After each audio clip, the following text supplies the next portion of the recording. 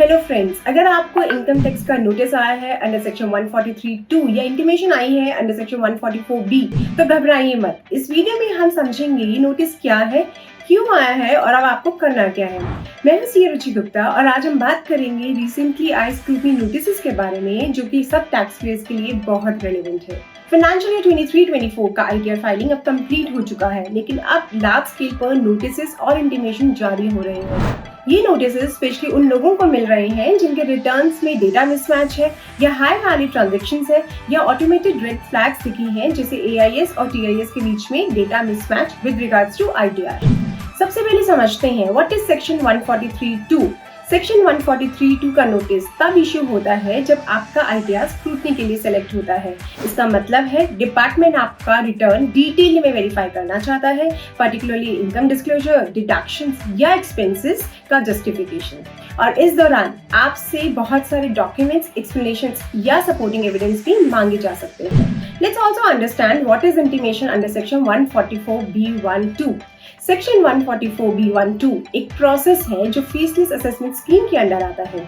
जब assessing officer को लगता है कि आपके केस में स्क्रूटनी जरूरी है तो वो इंफॉर्मेशन भेजते हैं जिसमें बताया जाता है कि आपका केस स्क्रूटनी के लिए सेलेक्ट हुआ है और असेसमेंट प्रोसीडिंग अब शुरू हो रही है। ये इंटीमेशन आपके ई फाइलिंग पोर्टल पर अवेलेबल होती है और आपको इसका रिप्लाई करना पड़ता है। Now a very important question, why are so many receiving these notices? 23-24 में टेक्नोलॉजी का यूज बढ़ गया है, जिसके कारण एआईएस एंड टीआईएस रिपोर्ट्स के बेसिस पे ऑटोमेटेड फ्लैगिंग हो रही है। High credit card spends, large cash deposits या प्रॉपर्टी इन्वेस्टमेंट्स तो है, बट इनकम अंडर रिपोर्टेड है। फ्रीलांसर्स या कंसल्टेंट्स अगर प्रॉपर इनकम नहीं शो कर रहे हैं, उन केसेस में भी जहां टीडीएस ऑलरेडी डिडक्टेड है, इन केसेस में स्क्रूटनी या फेसलेस असेसमेंट इनिशिएट हो रही है। Now let's also talk about what to do if you receive this notice. अगर आपको नोटिस या इंटीमेशन मिला है तो बहुत ही इंपॉर्टेंट है कि आप अपनी नोटिस और डॉक्यूमेंट ध्यान से पढ़ें, टाइम पे नोटिस का रिस्पॉन्ड करें। प्लीज नोट, डिले से पेनल्टी या एक्सपायरी ऑर्डर भी हो सकता है जो आपके लिए नुकसानदायक हो सकता है। डॉक्यूमेंट्स ऑर्गेनाइज करें, जैसे कि form 26AS, AIS, TIS, bank statement, investment proof और भी कोई डॉक्यूमेंट्स है तो।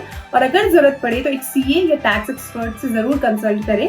रॉन्ग या इनकम्प्लीट रिप्लाई से दिक्कत भी बढ़ सकती है, ये जानना जरूरी है। रिटर्न फाइलिंग अब उतना भी सिंपल नहीं है। 26AS, एआईएस, टीआईएस के अलावा आपको अपने एक्सपेंसेस और इन्वेस्टमेंट्स का भी सही डिस्क्लोजर देना बहुत जरूरी है।